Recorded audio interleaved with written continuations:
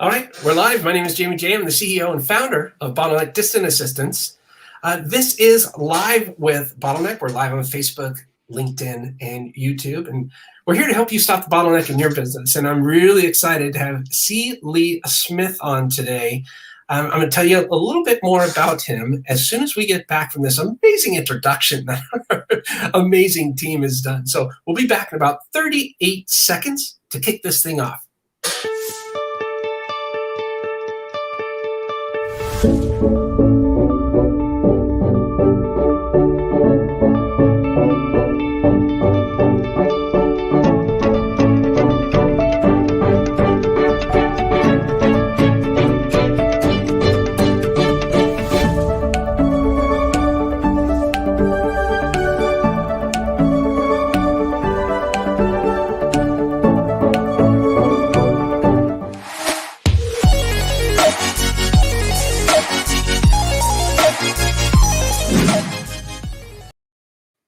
Well, hello there. My name is Jamie J, and I'm the CEO and founder of Bottleneck Distant Assistance. That's not why we're here today. We are here today because we're going to be talking with the one and only C. Lee Smith. He is the CEO of Sales Fuel. We're going to be talking about sales credibility, how buyers qualify you. And actually, I'm really excited to be talking with Lee today because my wife and I, we do our little, our Friday, a week in review. And we were excited when we saw the screen pop up. We're going to be talking with Lee today because we had some questions about becoming better advocates for sales and not being afraid of that word sales. So how in the world is Lee going to help you stop the bottleneck in your business? Let me tell you.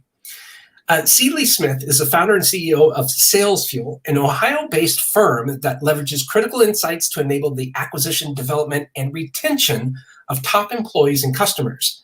Now, Lee has more than 30 years of experience in sales and sales management and is recognized as one of the world's leading sales consultants by Selling Power magazine.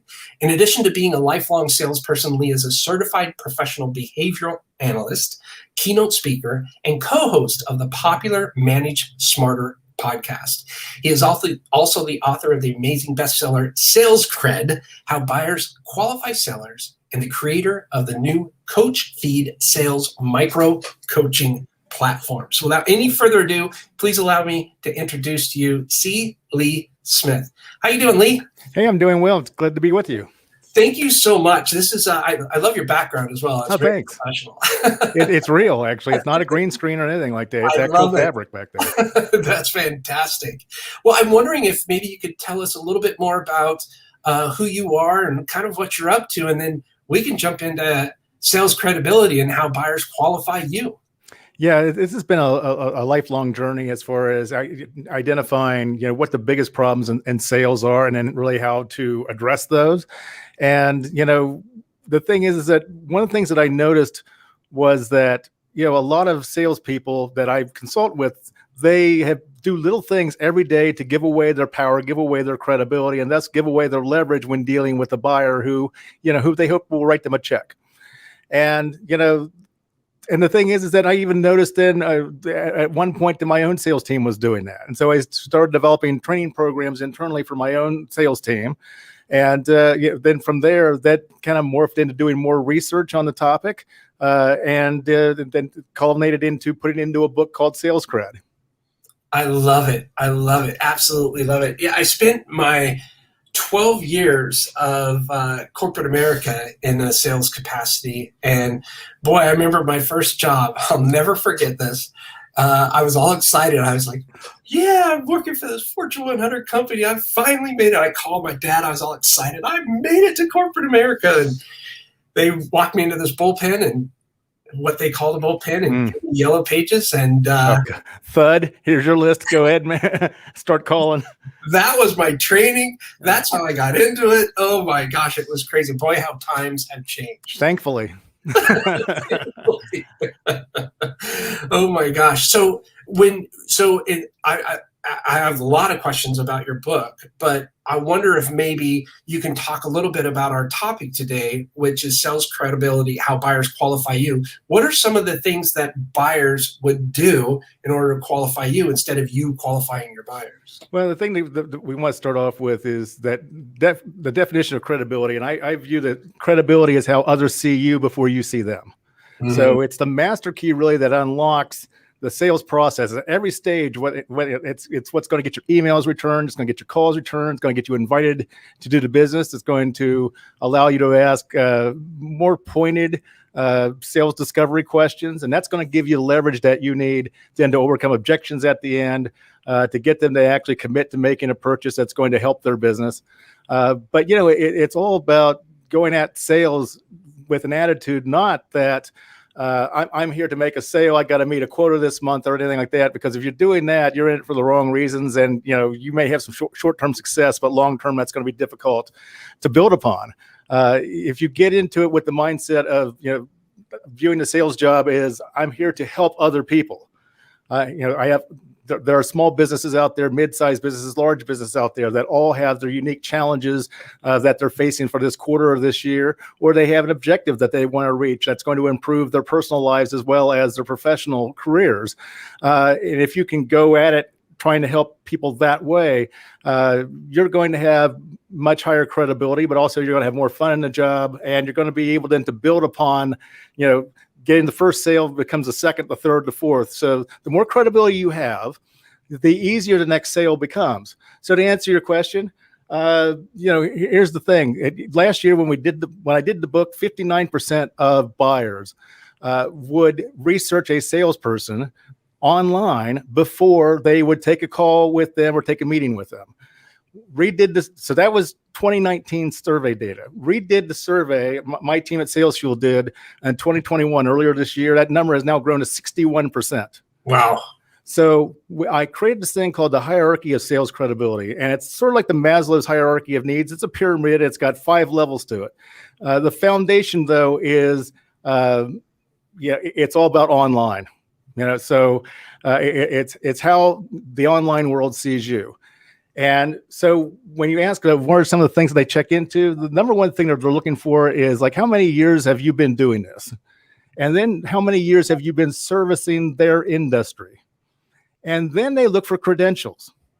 So they look for your education, but they also look for what certifications do you have, whether it be what training programs have you gone through, and so forth. And really, they're looking for, is this somebody who I can trust? Is this somebody that I'm going to like doing business with, or are they a real jerk? Because that will disqualify you quicker than that. Is this somebody that can be trusted? So they're looking at those things, but ideally, most importantly, they're looking for, is this someone who's going to help me solve my problem or help me achieve my goal? And, if I'm just viewing this person as, a rookie salesperson or some slick, fast talking salesperson that, I'm really not so sure about that when he makes a recommendation, if he's really got my best interest at heart, or, he or she's just looking out after their own, that's a big world of difference. And that's where credibility comes in. I really like that. What I take away from that initially is you kind of have to be true to yourself. I do know that when I first started off, I was kind of faking it till I was making it. And that quota thing was swimming around in the back of my head constantly. And it really detracted from really, truly a level of servitude that you could provide for these people and literally show them that, I'm genuinely concerned about the outcome of this on your behalf. And I think one of the things that really helped me along that line was I love getting the testimonials. Like that's my goal. Like I strive. And those testimonials take time. You make the sale. You have 3, 6, 9, 12 months sometimes.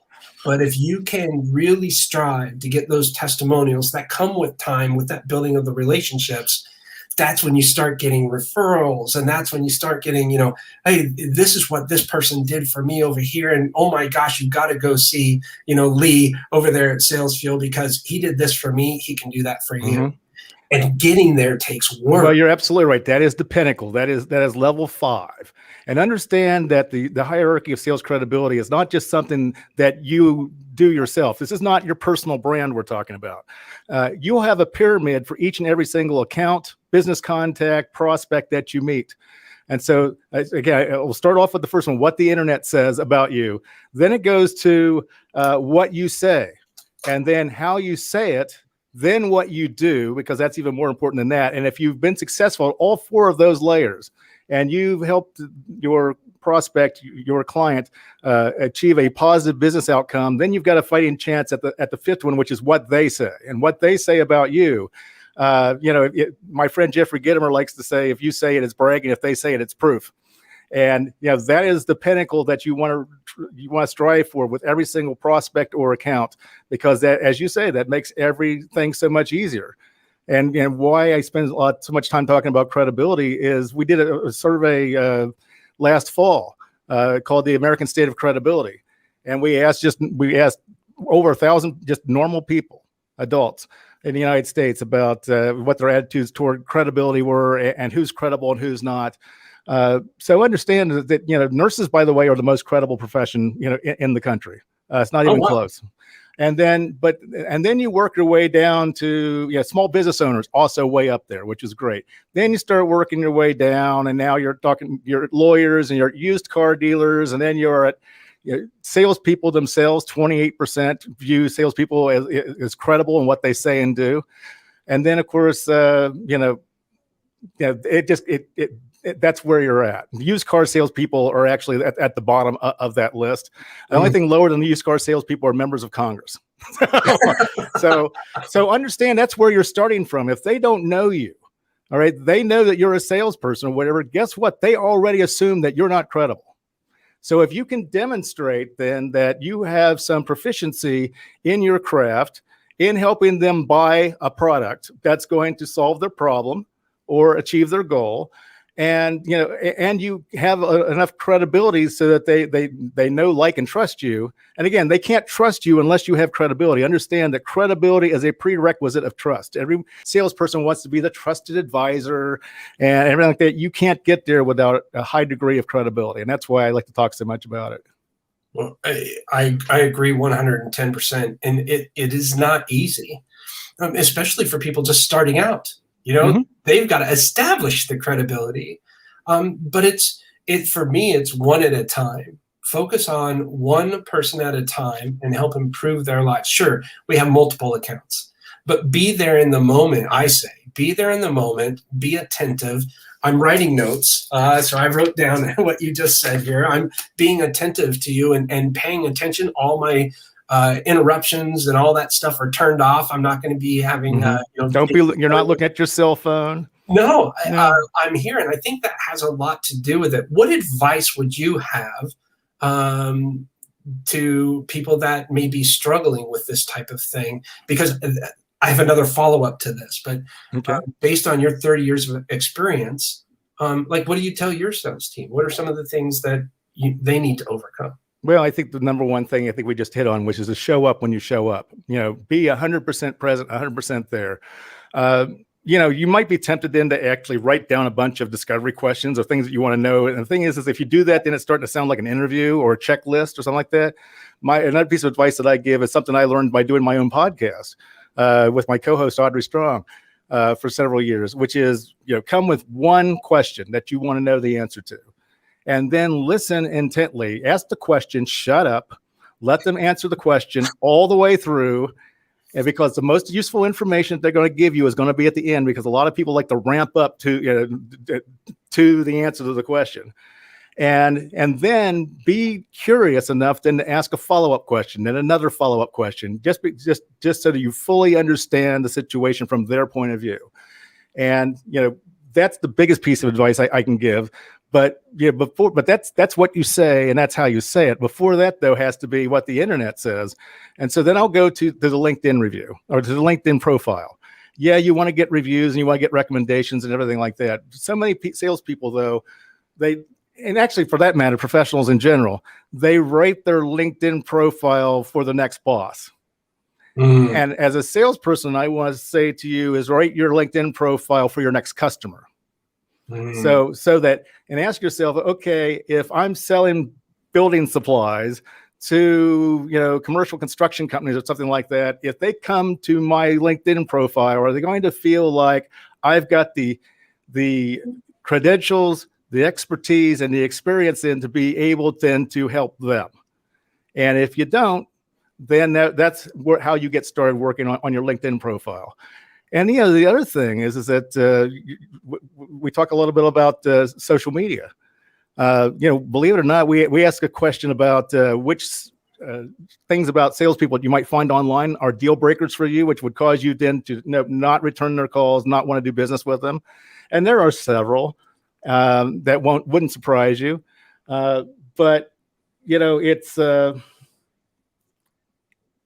Let's just say that there are several in it, but the biggest one is being mean. If they find that you're trolling somebody or you're insulting, or you're belittling somebody else online, it doesn't matter whether it's in a message board somewhere, or on Reddit or Twitter or something like that. They just assume you're a jerk, not very likable. So that's not somebody that a lot of people want to do business with, so they don't. Yeah, you can search all of my social media profiles. You won't see anything about politics or anything like that. You'll see a lot of stuff about what my wife and I like to do for fun, perhaps, and maybe talking about the industry that we're in, and we're in a constant state of education. We're big, heavy believers in educating and not selling, but I'm not afraid of the word sales. I think we all need to embrace the word sales because it's an important aspect of everyday business. We are all selling something. I mean, from the time that we were little kids and we were trying to sell our mom on giving us a cookie before dinner time. I mean, it's like, so, we're all in sales because we all want something and we want to try to plead our case to be able to get it. So, amen. Well, my follow-up question to that is, when people are looking to qualify you, we've gone over this, the internet profile, what you say, what you do, positive outcomes, and then it's what, your clients say about you. That's that fifth rung on the pyramid there. But when we look at clients, they look at our profiles and they do things like that. During our conversation, if we're fortunate enough for them to give up their very, very important time to sit either on Zoom or across the table from one another, now that COVID's kind of relaxing a little bit and people are more in person again, getting a little bit back to normal. What are some of the things besides, you mentioned asking questions earlier, which I think is fantastic. What are some things that we can do to continue building that relationship so that our clients during that qualification period really want to lean into the conversation as opposed to fold their arms and lean back? I think it starts with providing relevant value. Now, and you'll hear some sales consultants talk about providing value. I provide great value. I value first and all that stuff. And that's great. That's great. But the thing is like the value is not what you say it is, it's what they say it is. It's not what your marketing team says is relevant to them. It's what they think is relevant to them. And how do you find out what's relevant to them before you meet them? Well, the most relevant thing to them is what their CEO says is the most important thing. So if you can find where the boss has spoken at a Rotary Club or has been interviewed in a business newspaper or magazine or online, has been a guest on a podcast or something like that, or been quoted by media someplace else, or there's also the bigger accounts where you've got 10K reports, you've got all kinds of things like that where CEOs are outlining and what they feel are the biggest competitive threats and opportunities to their business and how they're going to go about fixing that. It's like that's the most important thing. And that's so what you can do is provide information, insights, research, all of those things and that address that particular thing that the CEO says is most important. So what she says is most important, then you have to address that. And if you can help them share that information with their boss or their boss's boss, as the case may be, then you've made them a hero. All of a sudden you're more likable. And of course, if the data you provide them is credible and accurate, then you're more credible.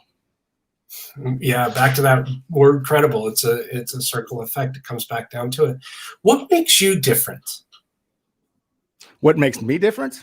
Yeah. That's a good question. I think, for me, it's always about sales credibility. There's that. I think what's different about me personally is that I've long been a student of consumer behavior. So even before we started talking about customer journey or anything like that, I've been studying consumer behavior ever since college. So I've always been intrigued. I started off in advertising and marketing. So, writing copy, things of that nature, then that's going to trigger a certain response then from a potential customer. So that's where I started. And, then I realized there was more money in sales. So I ended up there. And then the other thing is that I'm a certified professional behavioral analyst. And what does that mean? It's like, I really into sales aptitude assessments to determine then strengths and weaknesses of salespeople and working with that, but also then in analyzing then behavioral aspects. And I also apply that then to buyers as well. So if I take a look at what their values and beliefs are, that then translates into what their motivation is. And then their motivation then translates into their behavior. And it works the same way with salespeople as it does buyers. So, but when you look at those types of things and you think of your sales process, not as a sales process, but as far as thinking about what's their process for buying the product that is the product you're trying to sell. If it's not about me, it's about them. Everything's about them. And so for me, I've taken that to the level in Sales Fuel. Then we're an entire company for the last 30 years. We've really provided two types of intelligence. We provide category and business intelligence, and then we also provide talent intelligence. So if you're looking to hire or looking to coach and develop your sales team, we've got the talent intelligence. But at the same point in time, adding to the credibility, these little things, these insights and studies and research and like that, we researched that for over 440 categories of business. And, we've been helping salespeople become more credible for the last 30 years. We just didn't know exactly that it was be more credible. So, and so it was one of those aha moments where I said, wait a minute, this is what we've been doing for the last 30 years. This is why I created the company. And so that's really what makes us different is the focus on those two types of intelligence. I love that. So that's a very unique answer. And I appreciated that you answered that way, because I want to try one of the biggest goals that I think separates good people from credible people, I should say, as opposed to non-credible people or in need of credibility, is it could be very small, very minute, but I think it basically goes back to, you said a very big word, which happened to be my word of the year years ago: listen. Listen intentfully and soulfully to engage notably. And I really practiced that for a full year before I made that a habit, which is very hard because I talk a lot on this show. But that's my, you said it before too. Ask a question and shut up. It's one of those things where you're going to suck at it. Anytime that you go through any transformative change, and first of all, you have to be motivated to do it. And you need that motivation because you're going to suck at it at first, and then you're going to get a little bit better. Then you're going to get better at it, where you're just like in hindsight, where you look back and say, okay, I wish I would have done this at that moment instead of that. And then you can circle back and you course correct. But then eventually you start getting good at it in the moment occasionally, and then a little bit better till it becomes second nature to you. When it's second nature, that's when you know that you've made it a habit and you've made that change. But I'm gonna tell you, it's painful, it's frustrating, sometimes embarrassing. It helps if you make it public at the start. Hey, I want to become a better listener. I want to become a more credible in the eyes of my accounts. You make it public so other people know what's important to you. And what's amazing is that people actually help you. And maybe they'll be a little bit more forgiving when they see that you're on this journey, that you're trying to improve yourself as a way of improving your performance. They'll be a little bit more forgiving when you screw up, and they'll help you along the way, and that's a wonderful thing. It's a beautiful thing. That, I think, is pretty close to what people say about you, right? That's right there. Because now you've massaged that relationship, so to speak, in such a way that, and what's kind of ironic about the whole thing? We go into this, you said, I got into sales, I thought at the time I'm going to make more money. And you're right. The most I've ever made has been in a sales capacity. Mm-hmm. But you know what I also found? The best relationships I've found have come from some kind of relationship that I built through over a certain amount of time. And I'm a huge advocate. I love business. I love work. I absolutely love this. What we're doing right now. This is, man, my endorphins are going. My neurotransmitters are firing at 641 miles an hour. They're just going crazy because this is so much fun to me. And what I found is, so many people I've met, I've been able to build a good relationship with. One of my clients, we ended up going to this, not a retreat, but an event. And he and his wife, me and my wife, we rented tandem bicycles and rode 16 miles next to the lake in there in Chicago. And this all started from business relationships that we built and massaged over time. And it's been fantastic to see those relationships grow and blossom. And that's why I don't believe in work-life balance. I believe in life balance. Mm-hmm. Work is much a part of your life as your personal responsibilities or obligations are concerned. And if you can get to that point where you can treat equally both of them the same, it's really you. It's that true, authentic self coming out. I think that that's going to help you secure a fantastic life. You were asking a question about what makes me different. I don't know if this makes me different, but this is something I've not shared with anyone prior, ever. So to me, it's like the car you drive doesn't impress me. How much money you made last year doesn't impress me. How you're dressed doesn't impress me. What impresses me is like, how many long-term relationships do you have? Because you've had to not only create those relationships, but you've had to maintain those relationships through a give and take from time to time. Because it's not always 50-50. And I'm talking about whether it be with a spouse, whether it be with a business partner, through clients, friendships, you name it. It's like, so for me, being able to create and maintain long-term friendships and relationships or whatever is more impressive to me than all the other stuff. You know what, that's a big old exclamation point for this conversation, because I think that's what makes the world spin. And how cool is it to say, oh, I've known this person for a year, as opposed to, he's been my friend for 23 years. We've done this and this. We may live in different areas now, but we still talk every once. Like, there's so much more credibility right, associated with that, because if you're not a very credible person, you're not going to have a lot of long-term. That's exactly right. That's exactly right. And it's like, if you make if you make an account, you've made one sale, but if you make a friendship, you can make, sales for a lifetime. So. And then at that point, it's just adding value, or I hate that word, adding value, or value added, or whatever. Well, you know what it is? It's like, I'm looking out for you. Yeah. Because I give a shit. I don't know if I'm allowed to say that or not, but of course, we're online. Okay. So, but because I give a shit about you and your well-being and your family's well-being and everything like that. Hey, I'm going to, give you my best effort every time. I'm going to look for new ways, that I hadn't thought of before or whatever, to be able to help you achieve what you want to do. And likewise, it's reciprocal. And that's when it gets beautiful. I love it. That's how you know you've done a good job. Mm-hmm. So hats off to you. That's that top level sales hierarchy, sales credibility hierarchy right there. So where is someone at on their journey where they say, I got to reach out to Lee. I've hit my pain threshold for this blank. Mm-hmm. I need Lee to come help me. It's funny. We just did a study on that, Voice of the Buyer study for 2021. We find that before someone reaches out to a new salesperson or a new company that they've not dealt with before, 40% of them will try to solve the problem themselves. 39% of them will go and contact their existing supplier, their existing vendor, consultant, or whatever, to help them with the problem. And then if that fails or whatever, then you will get a call after several other things actually happen in the buying process. So that's I think when it gets to the point where it's like, boy, we're just for some reason we can't make this work. We've got great marketing. We think we've got a great product and everything like that, and we're just not able to. We're turning through salespeople because they're frustrated. They're not selling anything, and why is that? And you got to get to the bottom of it. You got to get curious about it, but also, and that means, quite frankly, getting uncomfortable with looking in the mirror. It's like, as well as I do, the most uncomfortable thing to do is to go back and rewind the tape, of ourselves on video and have to watch that stuff. My first podcast. Oh my God. I want to hear that. Oh, painful.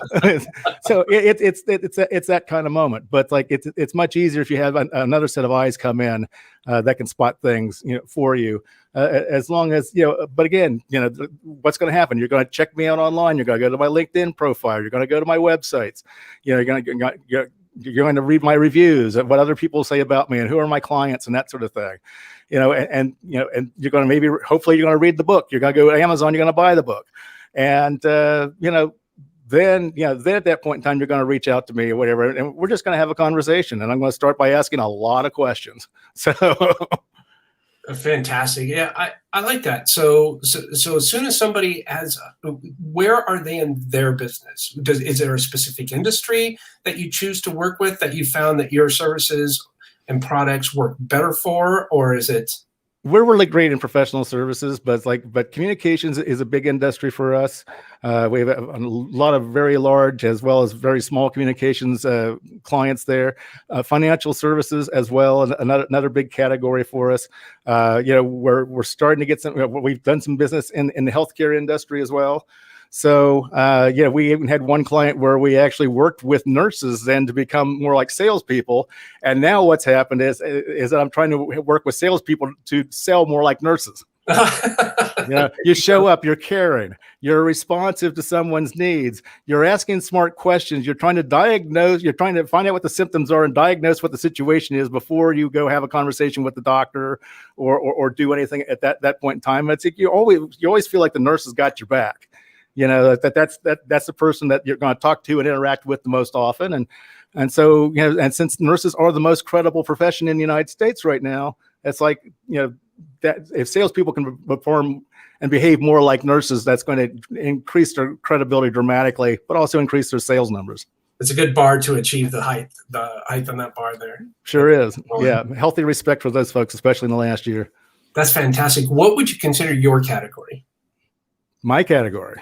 Yeah. What category do you serve? Well, I mean, so I'm definitely sales enablement, but also then, a lot of talent development.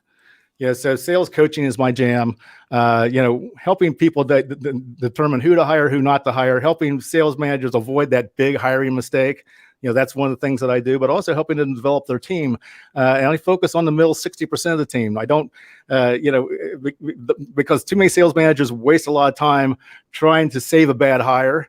And so they rob the middle 60% of the time and resources that they need to become better.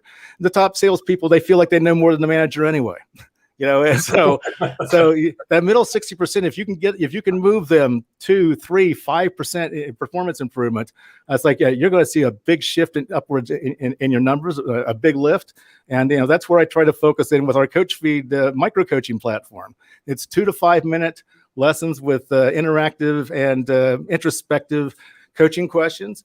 And it's all we've got one feed just on sales credibility, one on sales mindset, because that's the most important thing. You can throw all this other stuff. It doesn't mean a thing if you don't have a good mindset, which we talked about helping people and the like. And then there's, of course, there's account-based coaching for various deals and trying to save accounts and that sort of thing. But that's the Coach Feed platform. So that's who I'm, that's the business that I'm in right now, is developing SaaS applications then for sales teams then to help hire better salespeople, and develop the salespeople that they have. Wow. That's incredible. Thank you for sharing that with us.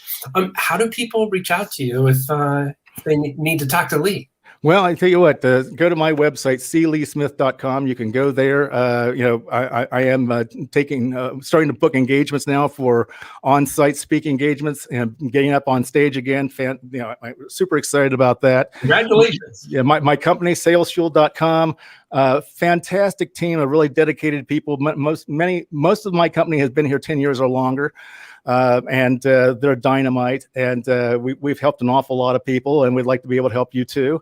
And of course, then look me up on LinkedIn. I'll be happy to connect with you. And we've got lots of great webinars that we do for free, and lots of great content that we put out either through our mobile app, through the blogs, and of course, then the Manage Smarter podcast at managesmarter.com. That's every other week. Then, if you're a sales manager, great content from some of the world's leading experts.